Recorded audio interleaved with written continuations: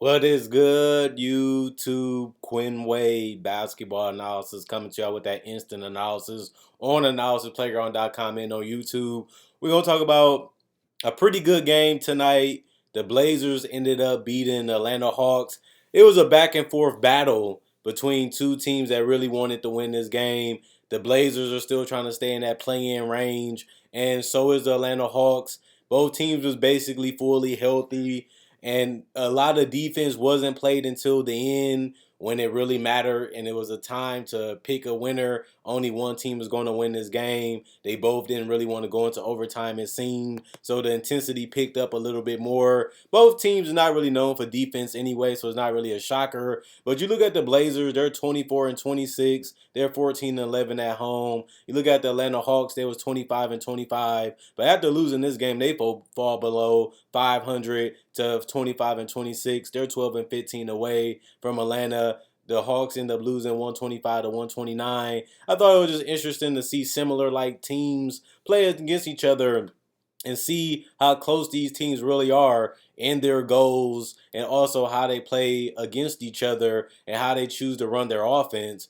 The Portland Trailblazers got off to 31-23 start in the first quarter, and then they was able to go into the second quarter and kind of get into a battle, 37-33 in the second quarter, Atlanta.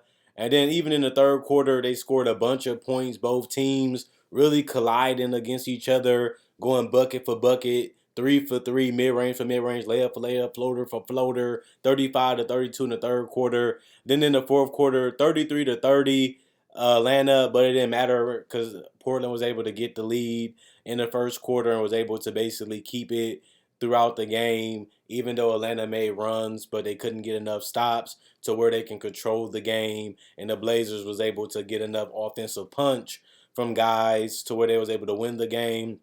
John Collins looked decent out there today. Only problem with him, he got a lot of fouls, trying to block and try to go for steals and strips. 16 points from him, -1 and plus minus, 5 personal fouls, 3 assists, 6 rebounds, 2 of them was offensive, 2 of 6 from the free throw line. He was 0 of 2 from three, but he was 7 of 12 from the field. He got a lot of post touches, a lot of paint touches, and a lot of dunks, and that's usually what he does. But he was doing it more often. He just didn't grab the boards as much tonight because the team shot pretty decently.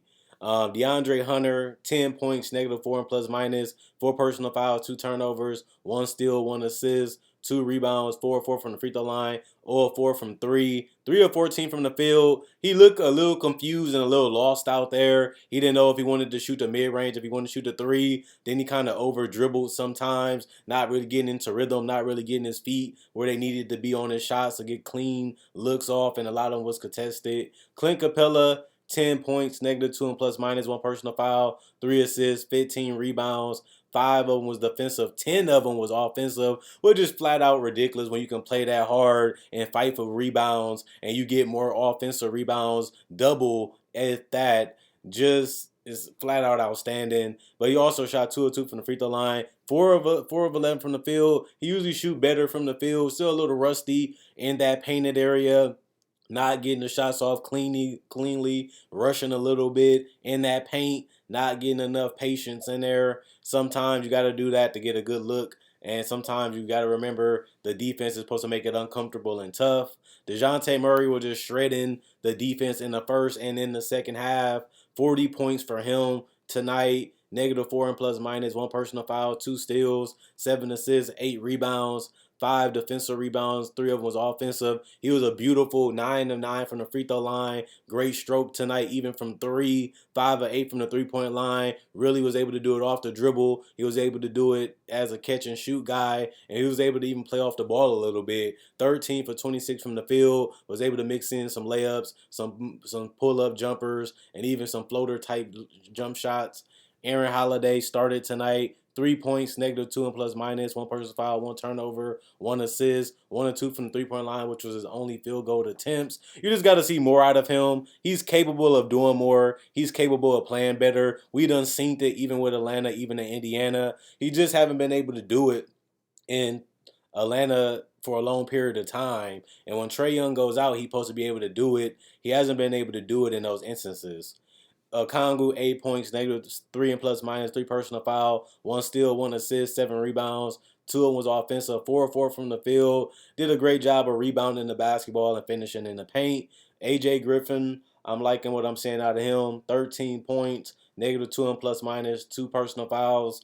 He also had 1 rebound, 2 of 2 from the free throw line, 3 of 4 from three. He has been a dead-eye shooter from three as a rookie. He's giving you about what you expect from a guy that comes off the bench. Great athleticism, great transition player, and a guy that can hit the three and also do a little bit off the dribble. 4 of 8 from the field. Bogdanovich did a great job coming off the bench, manning that bench, and being the best player off the bench again tonight. He has done what you have asked for him all season for the most part, besides play defense at a high level. 23 points, -2 and plus minus, 2 personal foul, 1 turnover, 1 steal, 7 assists, 4 rebounds, 5 of 7 from the free throw line, 4 of 10 from the 3-point line, 7 of 16 from the field. Forrest, 2 points, 2 personal foul, 2 turnovers, 3 assists, 2 rebounds, 1 of 1 from the field. Kaminsky, Holiday, Johnson, and Krejci all did not play. Coach's decision. 46% from the field, a beautiful 43% from three, 80% from the free throw line, 24 or 30, 45 rebounds, 26 assists, 5 steals, 6 turnovers, 21 personal fouls, and 125 points. The Portland Trailblazers, Jeremy Grant had a great game tonight. 22 points, -3 and plus minus, 3 personal fouls, 2 turnovers, 2 blocks, 1 assist, 2 rebounds, 2 of 2 from the free throw line, 4 of 9 from the 3-point line, and 8 of 17 from the field. Did a great job of spacing the floor, handling the ball, and mixing it up a little bit in the paint. Good variety from Jeremy Grant. Houston Nurkic looked a little slow out there, even when it came to rebounding, even when it came to rotations, but he still contributed 12 points, +5 and plus minus. 2 personal fouls, 2 turnovers, 1 block, 1 steal, 1 assist, 5 rebounds, all 1 from the free throw line, 2 of 3 from the 3-point line, 5 of 7 from the field. Video game Dame. It was Dame time tonight. He went for 42 points, +6 and plus minus, 3 personal fouls, 6 assists, 2 rebounds. One of them was offensive. He was 17 of 17 from the free throw line. It really came in clutch because they needed every free throw they can squeeze out of Damian Lillard tonight. Same goes with the field goal attempts. 5 of 12 from three. He was aggressive looking for a shot. Sometimes the offense got stagnant. It got bogged down. It got a little sloppy, and Dame had to come to rescue and save the offense sometimes. They was 10 of 21 from the field. Dame was 10 to 21 from the field. Josh Hart, 9 points, -5 and plus minus, 4 personal fouls, 1 block, 5 assists, 12 rebounds.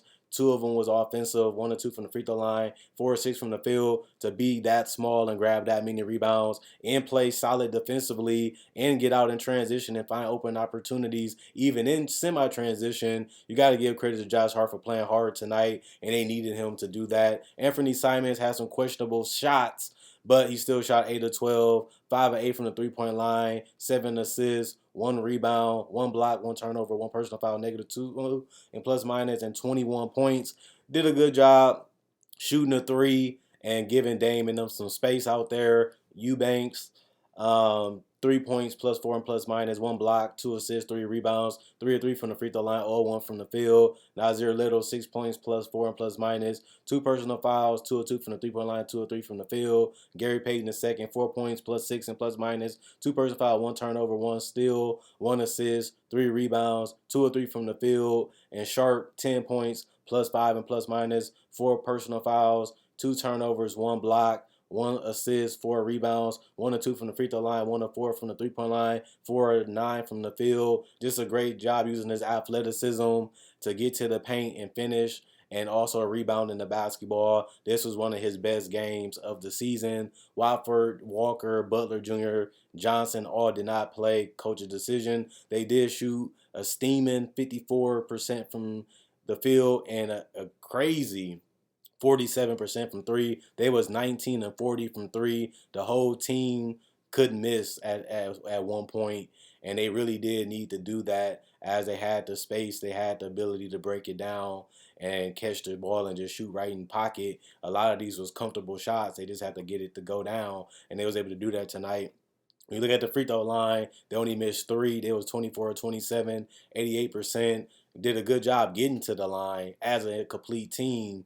and that was part of the game plan. And Atlanta only really got Clint Capella as a rim protector, and they took advantage of that tonight. 32 rebounds, 24 assists, 2 steals, 7 blocks, 8 turnovers, 21 personal fouls, and 129 points. This is a great win from the Blazers, who have been stuck in the mud a little bit. They're trying to find a way to get on a win streak. They're trying to find a way to get back in that play-in tournament and really make some real noise. It seems like they're in it, they're out of it, they're in it, they're out of it. You don't really know if they're a playoff team. You feel like if Damian Lillard can just stay healthy for a long stretch of time, that should be enough to be a playoff team like it usually is. But last year was a rare occasion where we didn't see Damian Lillard make the playoffs. And this year you have more teams now than ever that's on the same level as the Blazers, giving them more competition to get that play-in spot. Remember, it's only two, and you actually have to beat the teams to get in those spots, and they have the advantage if they already have them locked in. So you want to go into the play-in tournament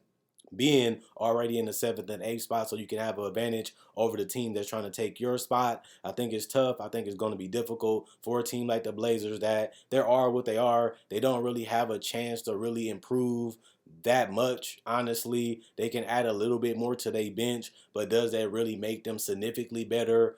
That's going to be the question for them. And when you look at the Hawks, they're in the East. They're going to be in the conversation. They're going to be a tough out. They just got to get Trae Young back figured out with this offense. It seems like they're better off running the offense through DeJounte Murray just because he's a hybrid guard that understands how to play on and off the ball well while still being able to dominate games and also rebound and defend. Trae Young, he can give you the offense, but he can't give you the defense, and he also is a mismatch problem defensively. And on top of that, he really don't want to play off the ball. So it gives you a kind of a dysfunction a little bit that can make it troubling to really win games consistently when you have guys like John Collins that's not really fitting and Trae Young that's not really fitting. Then you're trying to integrate Clint Capella back into that starting lineup, and then you're trying to figure out how to play big with John Collins not really shooting well from the three ball lately. And then you got a bunch of people just combobulated all over the place, trying to figure out when to attack, when to shoot, when to turn down the jumper for a floater. Then you kind of rushing it, then you kind of off balance, then you taking inefficient shots because they semi-contested, and you don't have a good grip of the ball, and you don't have a good angle at the rim, and then it just become ugly, tough basketball, and then it's not flowing and going like we seen them when they went to the Western Conference Finals. It seemed like everybody knew their role.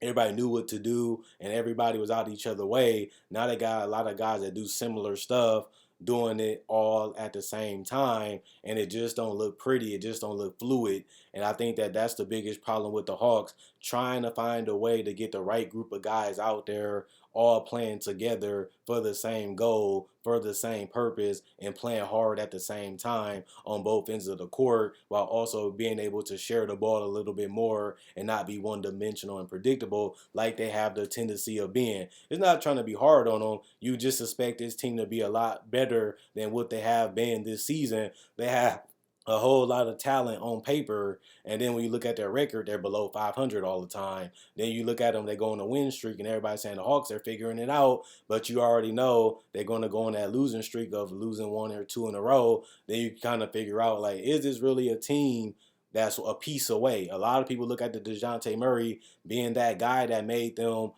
pretenders, but they was not that far away from being actual contenders if they added another piece and grew up a little bit more with maturity and learned their games a little bit more immaturity wise and matured into better players, then got that extra piece on that bench, then they would be looking like an amazing team. But right now, the Hawks looking 3 years away from being a legitimate team, and by then it could be another team or another two teams that's better than them.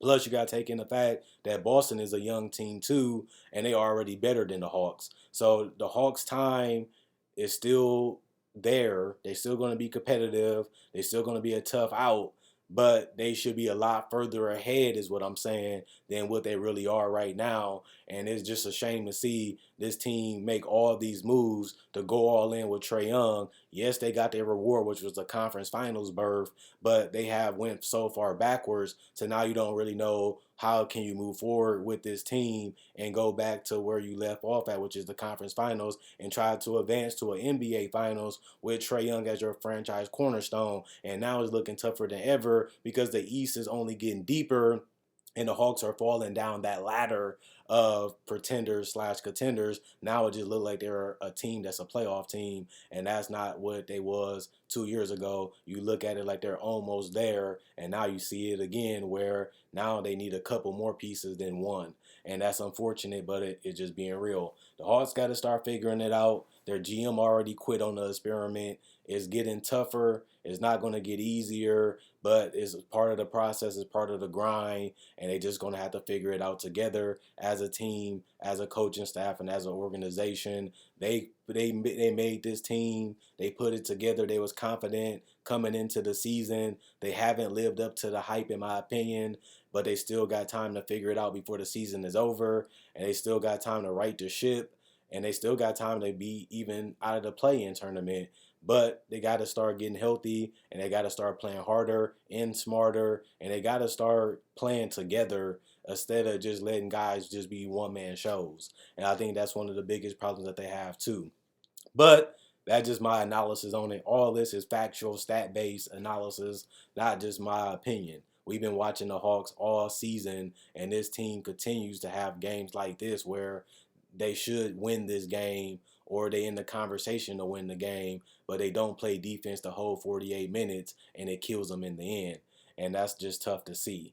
But you can also say that about their offense. Other than that, continue to like, continue to subscribe. Check out my podcast in the description. Like on Facebook also. Other than that, Quinn Wade Basketball Analysis signing out. See you guys on Tuesday.